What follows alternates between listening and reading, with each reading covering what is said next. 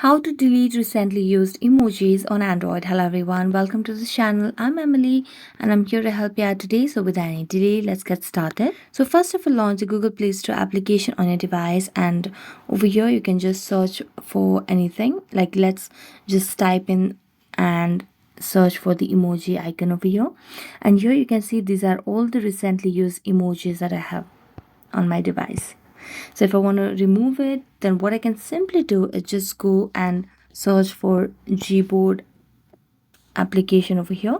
So this is basically the default keyboard that is used by the devices.